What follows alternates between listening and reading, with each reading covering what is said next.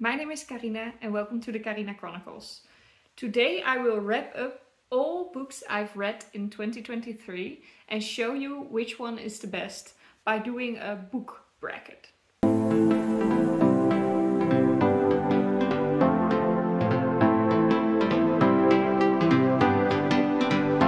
So what I'm going to do now is I've read 50 books in 2023 and I want to figure out which one is the best. I'm very much going with vibes in this one. So what I'm going to do is I'll grab two papers. All 50 books are in here on a little paper. I'll grab two papers and I'll tell you which one is on to the next round. And about the losing contestant, I will tell you a little short review, a few sentences about what I thought about the book. In the first round, those books will probably be not my favorites because they are gone already, losing already in the first round. So that will probably be like, I thought they were boring, something like that.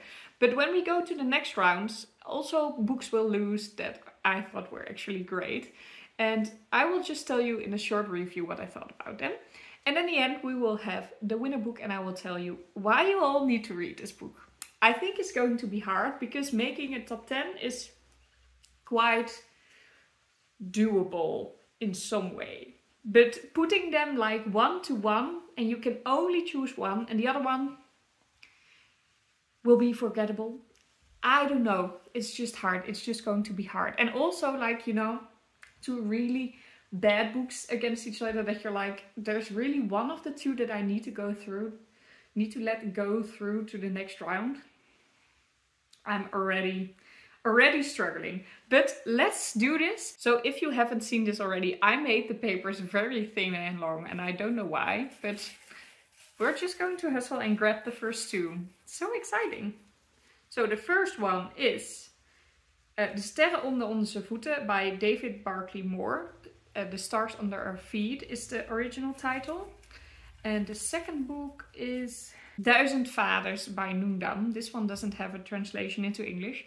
This is interesting because I didn't like either of them. But I'm going by The Stars Under Our Feet, which I did not expect to get through the next round. Talking a little bit about Duizend Vaders by Nguyen Dam, Dutch literary fiction by Nguyen Dam, which is a daughter of Vietnamese refugees in the Netherlands. And this is fiction, but it's really based on that story. So I really wanted to like it, but it's based on something that is really interesting and really painful, but the story itself is, in my opinion, way too pretentious. And I really liked her as a person because I met her. I really wanted to like this book, but didn't do anything for me. It was just straight up weird. Okay, too long of a review. Let's quickly continue. Okay, so we'll choose between Maxton Hall College by Mona Kasten. It's called Save Me in English, I believe. And Mary by Anne Eekhout. Literally, like, they have the same rating as well. I'm going for Maxton Hall College. Okay, this is so weird. Mary by Anne Eekhout, also Dutch literary fiction. It's based off Mary Shelley. So it could have been a really cool gothic literary fiction. But it's very much unrememberable. I don't even know how it went. Really, not that fun as it was sold to me. The One by Kira Kaas. Het aanbidden van Louis Claus by Valentijn Hogekamp. Really? What is this? I get all the Dutch literary fiction out of here. But The One is winning this one. Literally. Het aanbidden van Louis Claus. I don't remember a thing about it. Except for it being quite of heavy, rough, and not fun at all. Let's quickly continue. I need to hustle it better, but Het Walvistheater by Joanna Quinn, The Whalebone Theatre, it's called in English. Or A Good Girl's Guide to Murder. Definitely A Good Girl's Guide to Murder. But The Whalebone Theatre is actually also interesting. I really liked it, but I thought it was too slow in the beginning.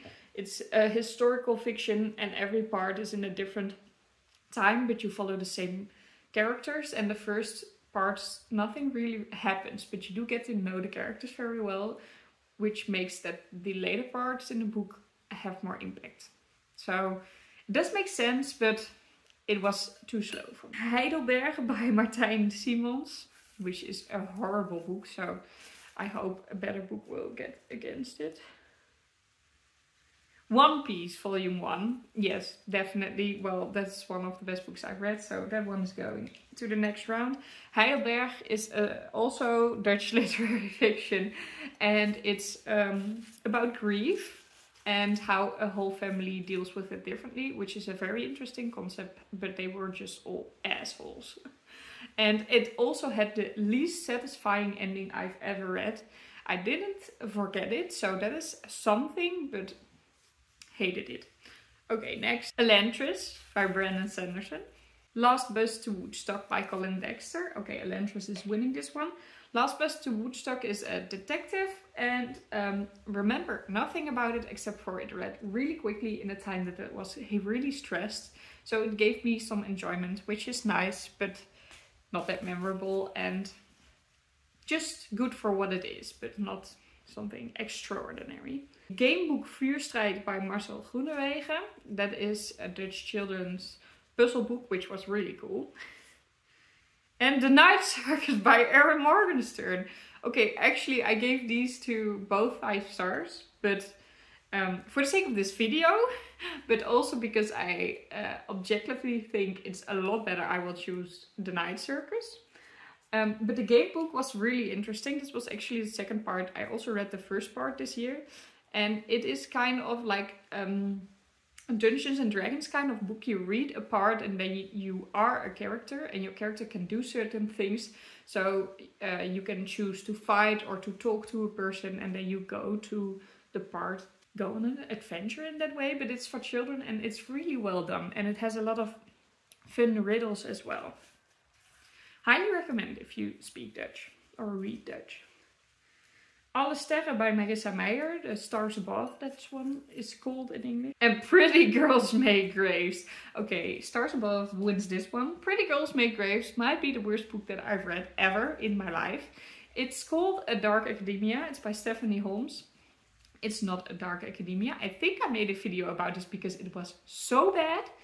It was literally the first book I read of 2023, and it made me not read anything for a long time.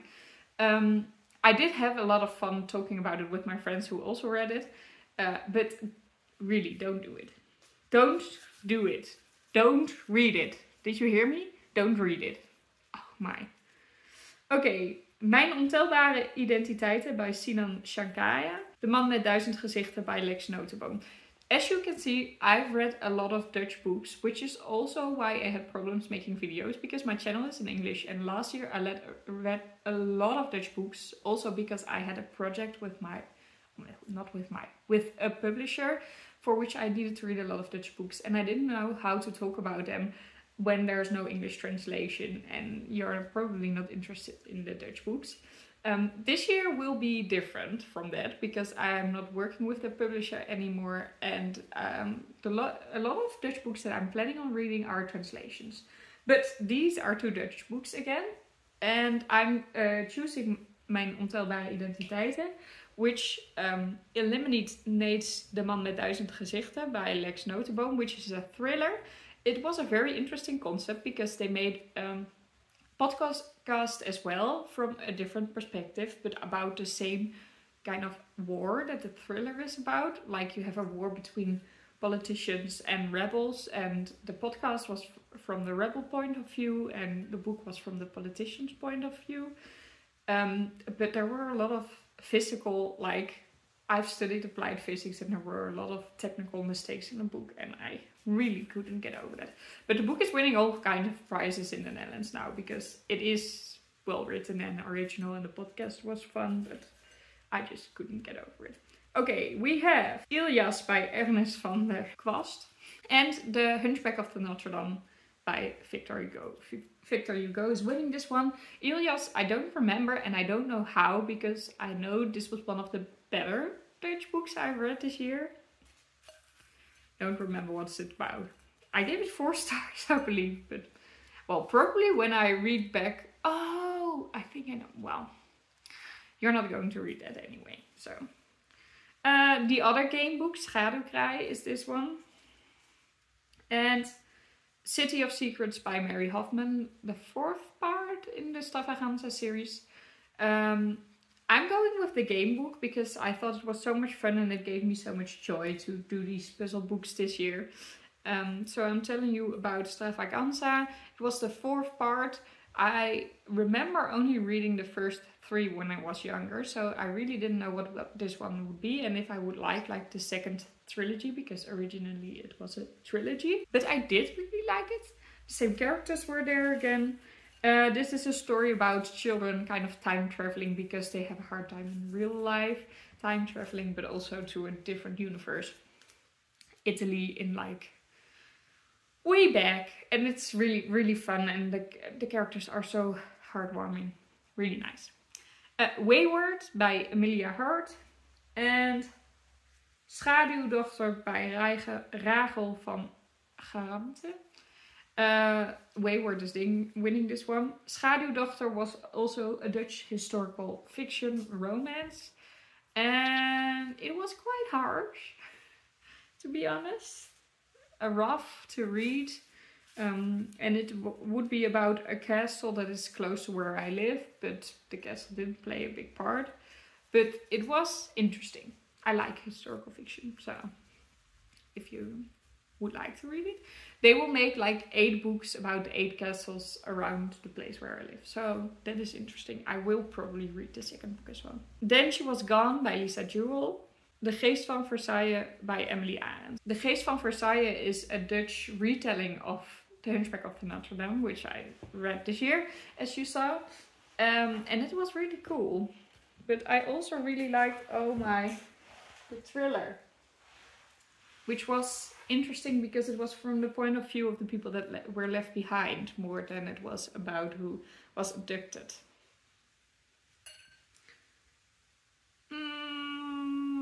I think I like the thriller better. Okay. Next, I need to step up my game. This is not going fast enough. Loveless by Alice Oseman. And Vampires of El Norte by Isabel Cañas. Loveless wins. Vampires of El Norte was sold to me as like kind of horror. It wasn't. It was more gothic. And I did really like it. But the characters were also really annoying. You saw both point of views and you just saw that they needed to communicate and then nothing would happen. So, yeah. And the vampires were also kind of lame. So no, that one is not going through to the next round. Naar zachtheid en een warm omhelzen by Adriaan van Dis. Also Dutch literature again. Are we surprised? And Godkiller by Henna Kane. Godkiller will win. And the other one is like almost autobiography, non-fiction, but then a little bit romanticized about the author's grandmother who took him into her care after the war. And it is like, how do you say that? To honor her. And that worked really well. You saw what a great person she was, but the story wasn't that interesting or anything, in my opinion. Evil Wears a Crown by Rani de Vadder and Diep Diep Blauw by Nikki Dekker. I don't know. I am going with I'm going with Diep Diep Blauw, and I don't even remember what the book was about, but I remember that I liked it, and I do remember Evil Wears a Crown. And I didn't like that book. It was a YA fantasy and it was supposed to make you feel the way you felt and the author felt during the pandemic, and how you weren't able to touch anyone, and how this plague was like torturing everyone. But the characters had major insta-love and, well, were so unbelievably stupid. And and someone would just say to them like, isn't that stupid, shouldn't you do it like this? And then they were like, oh yeah, I did it wrong my whole life, we'll do it like this now. And like there was no arc. Characters were just this way and then they were that way. Really annoying.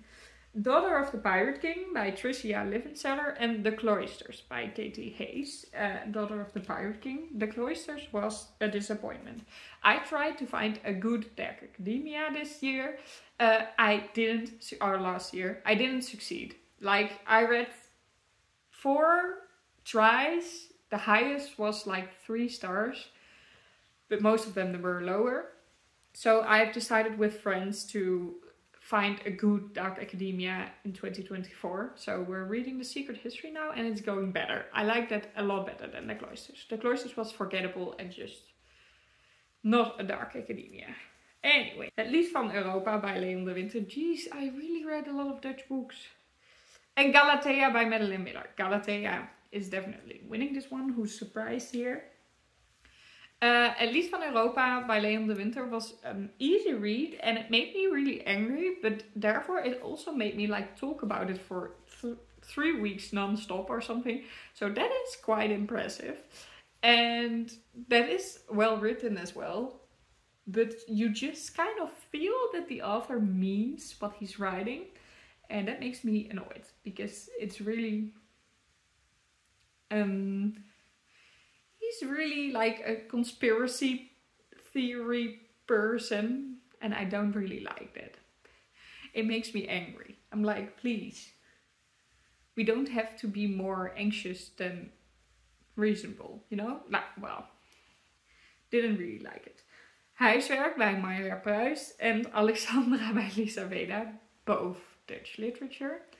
I liked Huiswerk better. And Alexandra is about a woman who is from Ukraine and goes back to there. It's literary fiction. It's more also like magical realism. She kind of enters, like she steps on a mine and then she goes back in time and sees her whole family and kind of, it's weird. It's kind of weird. If Tomorrow Doesn't Exist by Jennifer L. Armentrout and De Beesten by Gijs Wilbrink. I'm choosing De Beesten. If Tomorrow Doesn't Exist is a book, it's the best book by Jennifer L. Armentrout that I've read so far. I've read 3. 2 were hideous and this one is just very not good. And this one is about a girl who gets into a car crash with her friends and all her friends die and she is she feels guilty about that because she wasn't drunk so she should have driven the car.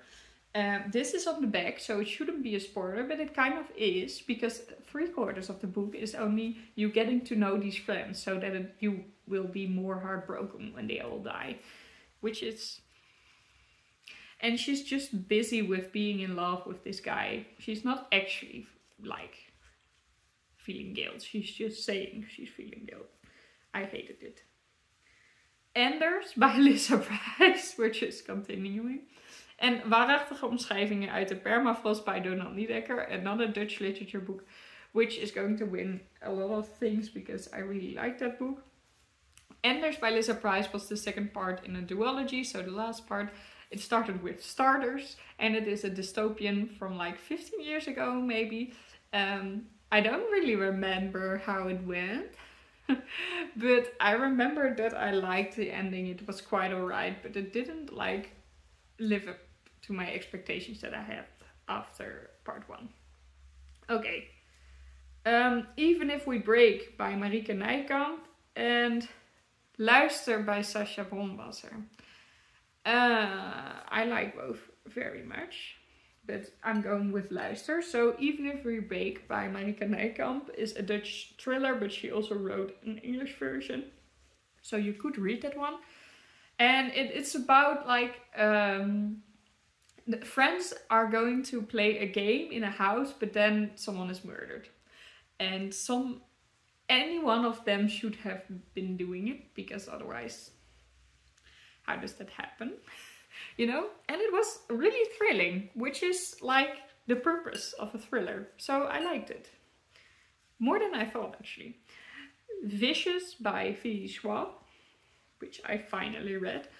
And The Sword of Gaijin by M.L. Wang. These two should have easily been in like the last few books of this. I hate this, but I'm going with fishes. But The Sword of Kaijin is Asian-based fantasy, standalone, and it is quite complex to explain. It also starts quite slow, but it is so heartbreaking, and the characters are so real, and how they deal with war is also so real. And I've also been reading like a million of bad books in the beginning of 2023. It was ridiculous. Nothing came above 3 stars, but if it was a 3-star, I was already happy, because everything was just, I really didn't like it. And this one was such a big book, but it got me out of that slump enormously, because this was so great. I read it in like 2 days or something. I was on holiday, so that helped, but it was more than 600 pages, so it's still quite impressive. Okay, we're almost through. Beast of Extraordinary Circumstance by Ruth Emmy Lang, and Ninth House by Leigh Bardugo. Beast of Extraordinary Circumstance. Ninth House was another one of the Dark Academia books that I really didn't like and didn't care for, and that I don't understand why people actually liked it. But, well, I do like the how is he called? Darkling? No, not the Darkling. That's from her other books. How is this man called again? Well, there's one interesting person that I would like to see again. Like this interesting man, but is he a man or a demon? You know? So I might read Hellbound anyway. Hellbent, that's how it's called. Anyway, the last two. I already saw which ones. This is the easiest out here. From Blood and Ash by Jennifer L. Armentrout, and The Priory of the Orange Tree by Samantha Shannon. Both ridiculously thick books, but Priory of the Orange Tree is winning this without any doubt.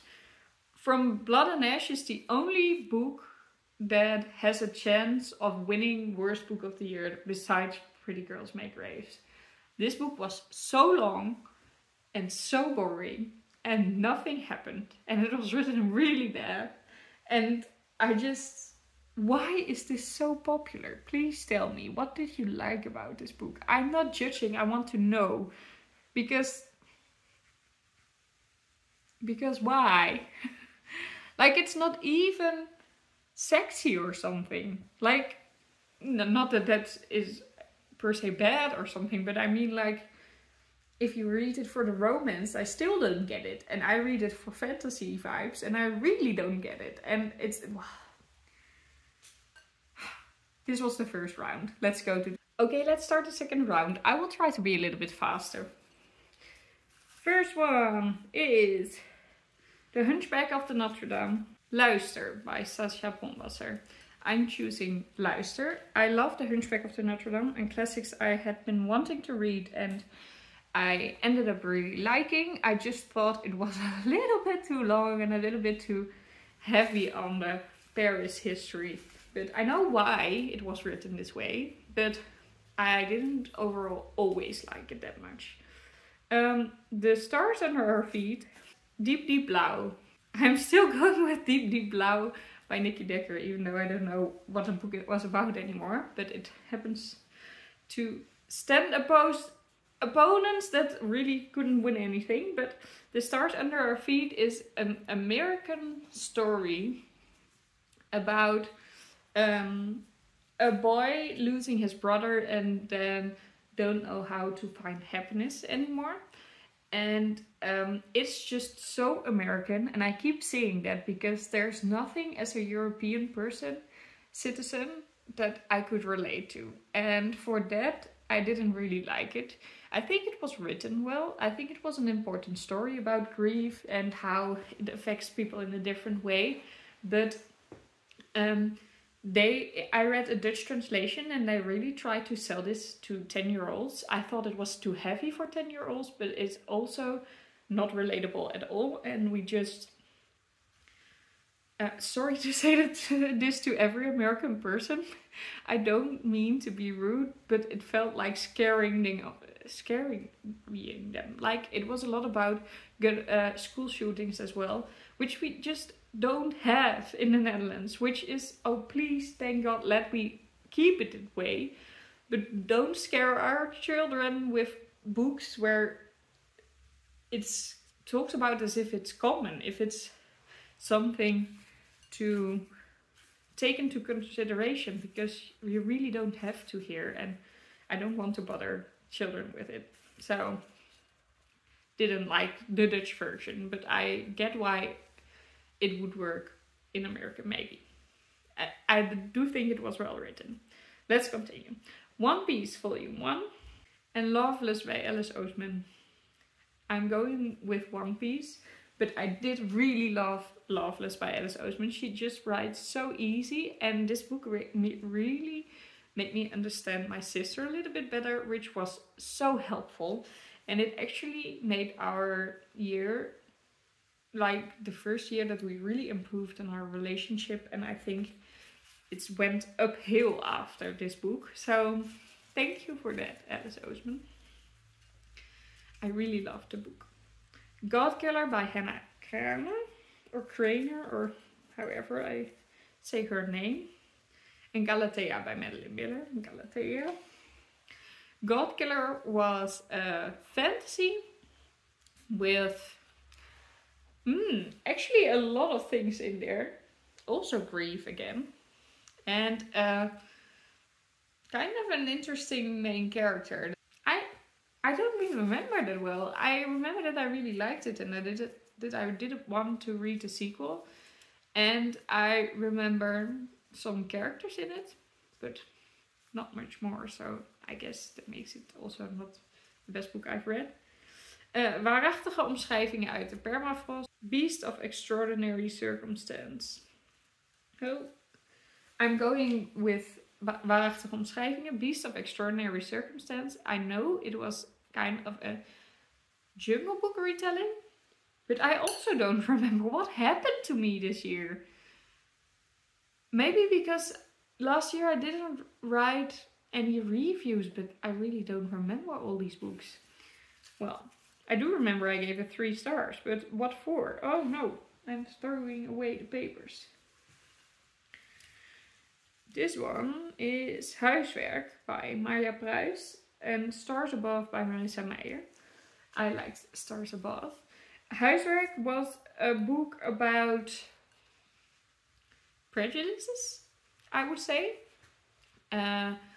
It's about a woman who has a refugee woman as cleaning person in their home, and then something gets stolen and they don't know who it is, but people of course blame this foreign woman, and she doesn't want to do that. She doesn't want to be this prejudiced person, but in her head she's also blaming this woman.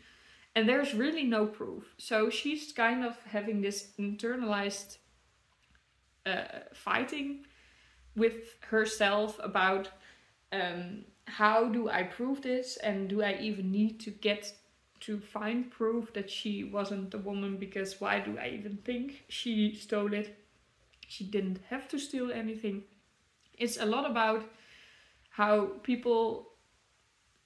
even people that don't want to be racist can be racist, because our society is just so completely messed up, and you don't really sometimes know where to start. So your brain is messed up because the society is messed up, and that's why you sometimes jump to conclusions that are really not valid. This book is about that. It was interesting, but it didn't win from the other book. Anyway, next, The Night Circus and Vicious. No, don't let me choose. These are literally 2 of the books that were in my top 4 that I couldn't really decide in which order I would place them. Both were easy 5 stars. Both were really memorable to me. Oh my! I really don't know. I think I'm going with The Night Circus. So Vicious is going. I really liked Vicious. I love V. Schwab's writing. This one is about villains, which is great. All characters are morally grey, but I do love their friendship and also their banter and when they're not friends anymore. It's just so fun when you read from perspectives that you don't know if you can really trust them, but also if you need to root for them or for their opponent, actually. I just loved it. And I'm going to read Vengeful in February already because I just can't wait. So I'm so sorry for dumping you there. The Priory of the Orange Tree and Gamebook, Schaduwkraai. This is difficult because I know I rated Gamebook higher because that was just so much fun, and for what it's supposed to do, it does it perfectly, so it was a 5-star. But the Priory is going to stay with me for so long, so I'm choosing the Priory. I already explained to you the concept of the Gamebook, so this one was also great. It's the first part in that series. A Good Girl's Guide to Murder en Mijn Ontelbare Identiteiten. I'm going for A Good Girl's Guide to Murder, but I do think Mijn Ontelbare Identiteiten was a brilliant book. It was a non-fiction, also about racism, and this one is about how people suddenly act like they've always been very tolerant towards you the moment you become successful. But it's written in a very funny way, and that way it even hits harder, to me at least it does. It's funny, and therefore you're like, ouch, I really get what you're saying, and this is really painful that we do this as a whole, and I've probably helped with doing this, and it's ridiculous that we still do this. De Beesten by Gijs Wilbrink and Elantris by Brandon Sanderson. Elantris wins. De Beesten is a literary fiction which is actually really nice. It's about a girl in a criminal family and she tries to get out of that, kind of. And she is like the opposite of all of her family. They like hunting and she's like a climate activist, and it's actually quite modern. It's exciting, it reads fast, and the main character is very, like, she's very interesting. You will start to like her, but also sometimes think, what are you doing, girl? Please stop this madness. The one, Save Me, or Maxton Hall College. That's not very great. The one is going through. Don't ask me why. Maxton Hall College is also a dark academia. It was the highest rated one by me last year. But as the English title Save Me tells already, it's more about the romance. But the vibes were on and I actually enjoyed my time. It was just a quick read and academia style, which I love. So it's fine. Daughter of the Pirate King. Then She Was Gone by Lisa Jewell. The thriller is getting through. Daughter of the Pirate King. I have the same as with Maxton Hall. This was not good, but it read really fast. I really liked it. This was a very easy YA fantasy, like fantasy, low stakes fantasy. And I was really in the mood for that. So I read it and I liked it and I kind of forgot it again. Well, no, I didn't. It was quite predictable, to be honest.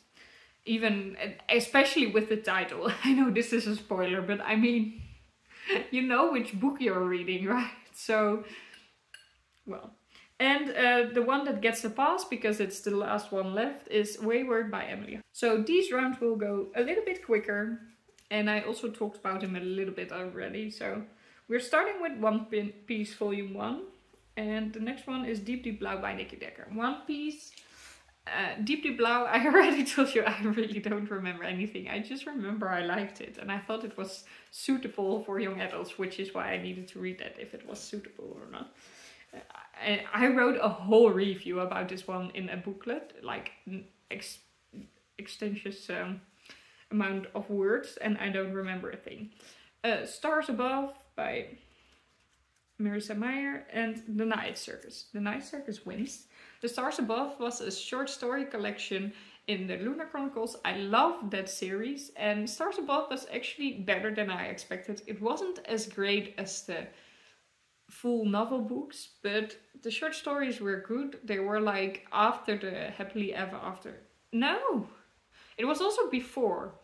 Both of them, like they were before the main characters from the series met and after their Happily Ever After. You get a story about who they were before and afterwards and how it continues, and it made my heart very happy because I loved this series and the characters so much, so I could read more about them. The One and Luister. Luister is still winning. The One was the final part in the original Selection trilogy, and this was just a guilty pleasure. I loved part 1, part 2 and 3 weren't that great, but I still enjoyed it. It read fast, it was fun. Nothing more to say about it. We continue with Wayward by Emily Hart and Galatea by Madeline Miller. Galatea is winning. Wayward was a historical fiction about 3 women in different times that all got to deal with their nature magic, kind of. They were kind of witches, but it was very low key. It was more like nature magic. And with men, mostly. They had to deal with men, and those were horrible people. So, harsh. And sometimes a bit dry as well, but also beautiful.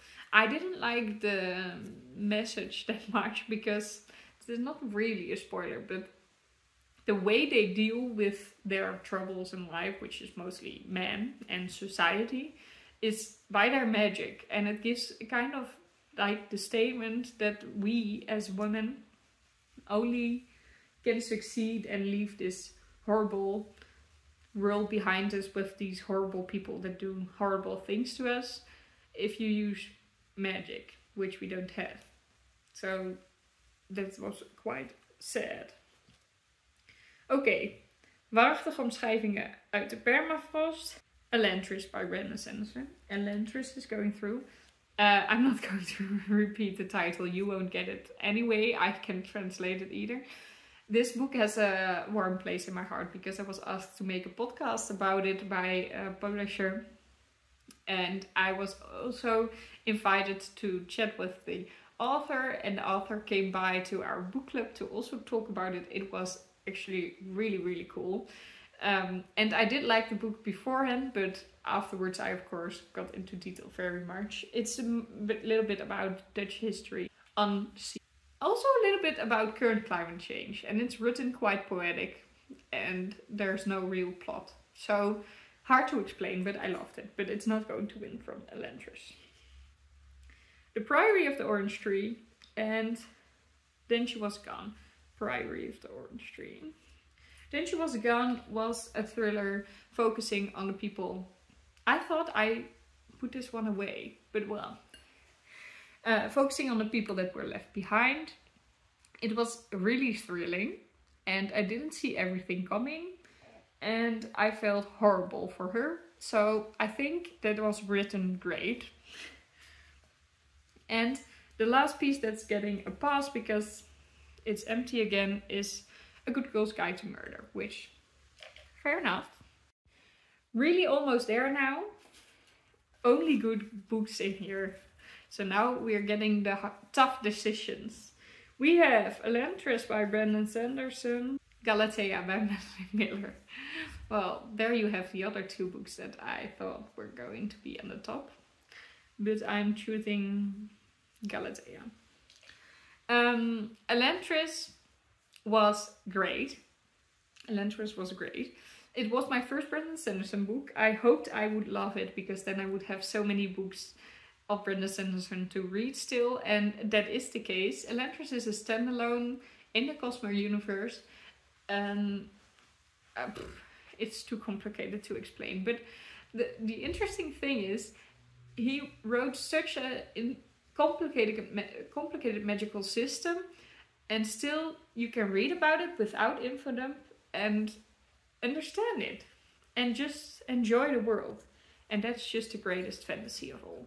So I liked Elantris a lot, and I look forward to reading probably Mistborn Part 1, The Final Empire, in 2024. I think I will read that one. A Good Girl's Guide to Murder and Luister by Sascha. I'm going with Luister. A Good Girl's Guide to Murder, if you don't know this one, go read it. It is such a fun, quick, young adult thriller kind of thing. She makes a podcast about an old murder at her school and discovers all kind of things that she shouldn't be discovering, obviously. And it's really fun and exciting still. Then we have The Night Circus and Priory of the Orange Tree. No, I'm going with The Night Circus. But Priory of the Orange Tree was also great. Also a very, very, very thick book. But I flew through it because I was pretty reading it. I just love the magical system. I love the characters. I love the plot twists. I loved their relationships. And I love that it was a standalone as well. I know we now have A Day of Fallen Night, but that's more like a prequel. It's not, you don't need to read it to enjoy this book, which I love. We need more of those. And then the last free pass of this one is One Piece Volume 1 by Aikiro Oda, which is fair enough because it was a 5-star rating for me. So we have 4 books left. Let's immediately continue. We have The Night Circus and Galatea. I know. In my Instagram stories, these were 1 and 2. And I kept on reconsidering to switch them up. Because I liked Galatea slightly more than I did The Night Circus. But Galatea is 50 pages and also very small pages. I finished it in I think like 25 minutes. It doesn't feel fair to put it above such a book as The Night Circus. But I'm going to do it anyway. I'm going with Galatea. The Night Circus is a whimsical book by Erin Morgenstern, of which you should know nothing but just enjoy yourselves. I have to admit, the beginning is slow, but you will just get into the vibes and you will not let go anymore. And in the end, it will make sense and everything falls together, and it's just... it won't be for everyone, but it definitely was for me. It definitely was for me. 5-star. Definitely. Then we have One Piece Volume 1 and Luister by Sascha Bronwasser. I'm going with One Piece. But Luister, the last Dutch book that stayed in this whole thing. So that is nice, because I actually chose this book in the bookstore as best book of the year. I didn't choose a book that was 10 years old. I mean, that's just weird to do in a bookstore. So this was the best book I've read in 2023 that actually came out in 2023. And well, this is Luister by Sascha Bronwasser. It is about, it's in different times and every part is also from a different perspective. In Paris are terroristic attacks at that moment, and there is this one attack where this girl who is an au pair in Paris is a part of, and she's telling that story, but she's not the only one. Also the person that she's staying at the house to take care of their children. And it's really nice. How it's written, how the perspective are different things, how they seem to be completely irrelevant to each other, and then they all collapse and you see what is the overarching story.